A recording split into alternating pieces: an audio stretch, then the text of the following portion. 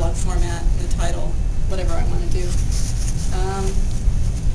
So this is showing me that 10 sleep, and actually I can just change this by clicking on the down arrow on the measure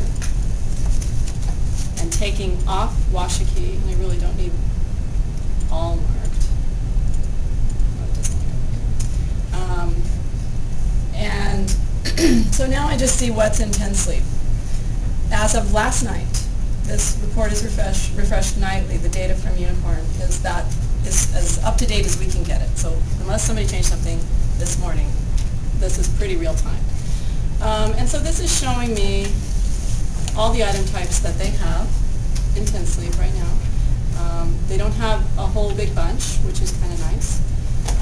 So in light of that, what we need to do then is go look at their circ map and see how, what they're defining in their circ map. This is like a little window into part of my job. And I'm just going to open up another tab. And does everybody know where to go to look for these policies? No? Okay. You should. You definitely need to know that. It's really helpful. So you can actually go to our technical services page, which is something I would encourage you to bookmark if you never have, from the main world pages here under Network Member Support, Technical Support and Documentation. You can go ahead and click on Circ Map and Policy Info right here under the big heading that says Policies. We also have a hold map printable table, Circ Map Changes, where you can go to request something. You decide all of a sudden you want videos to circulate for 7 days instead of 3 or whatever. This is where you can either email WildStaff or you can actually fill out a form and send it to us. Usually if it's a simple change, you can just send it in an email. But this would give you, by looking at the table for what, I invariably have to ask you for more information because you'll tell me, oh, I want these things to circulate for 7 days and not 3 days. Then I email you back and I say, do you want to have the same fine structure? How many renewals can they have? What's the maximum number? Is that still the same? So if you're familiar with the pieces of the policies that we need to know, that can kind of cut back on the back and forth that we need to have to talk about them. So I'm going to go ahead and go into the Circ Map policies. I'm going to go and find 10 sleep and bring up their Circ Map. And again, you can get to those from here too, the changes request forms. So here is their map. As it presently stands, how do you think that 2002 AD is going to circulate? Not very well, because the Circ Map reads from the bottom up. They have accommodations for the staff profiles or students, and then staff, ST or students, SF or staff. 20 AD, what's going to happen is that everything checked out to 2002 AD user is going to hit the default rule because it's never going to find a match. Your Circ Map looks at your library, it looks at the patron profile, and it looks at the item type to apply a circulation rule.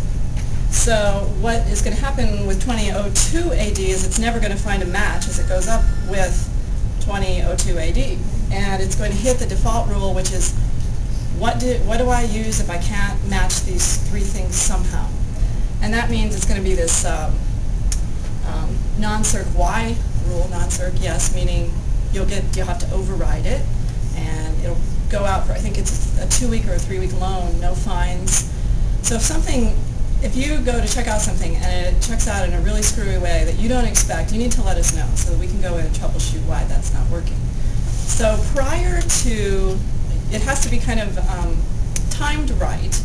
We would make the changes to her Circ Map on one day to make sure that we accommodate 2002 AD, and I'm going to show you how we do that.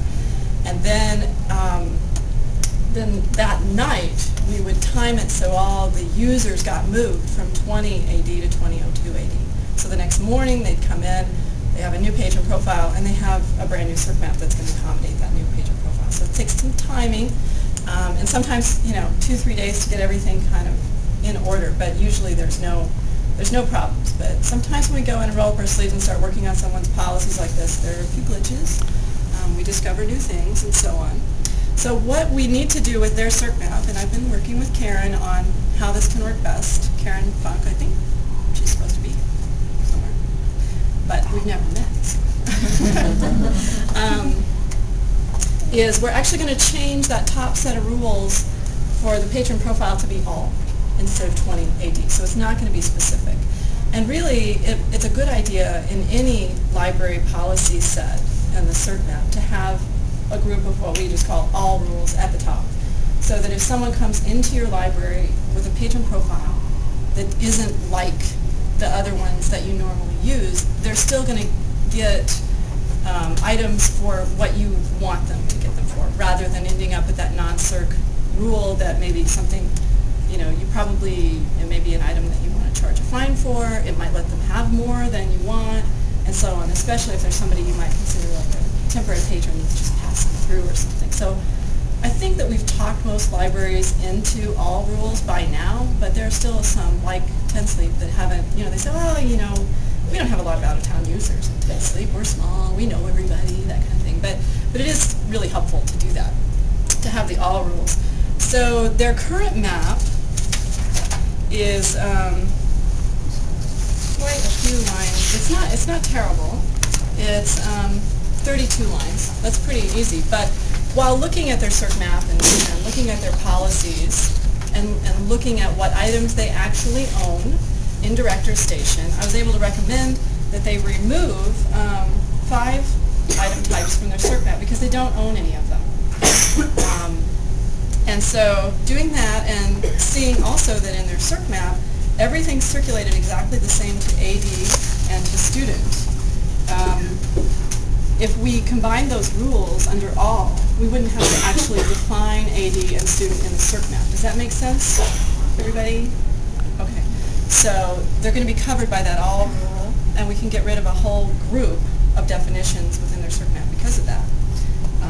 And then we're just going to leave 20 SF as it is, because there's very few cards that are 20 staff, and their circulation policies are different for staff. In most libraries, they are. You may charge staff no fines, or allow them to have more, or even possibly less than your regular patrons. So anyway, by looking at that and doing some combinations of the profiles and so forth in their cert map, we can actually make their cert map only 12 lines long, which is really good. And you might kind of wonder, well, what's the big deal about the cert maps link? It's really that it's a lot easier to troubleshoot problems for us if it's small. I would think it would be a lot easier to figure it out yourself if it's short. And also maybe, staff training. I don't know how sometimes people even know at the cert desk that, oh, you're that patron, you get 3 of them, but if you're this patron, you get 5, and you can only renew it 2 times, and your fine is higher, and, oh my gosh, how do they have like a book this big at the cert desk?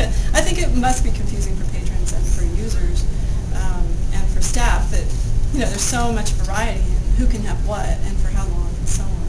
So I would think from a public services standpoint, you might want to think about simplifying your policies, but obviously that's, people have to deal with boards, and you need the cert map to work for you the way you need it to work, and we understand that. But in the case of like defining items that you don't own in your map, why bother?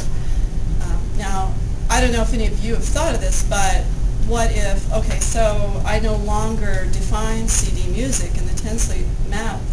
Oh my gosh, what if someone gets an interlibrary loan that's a CD book? What happens to that?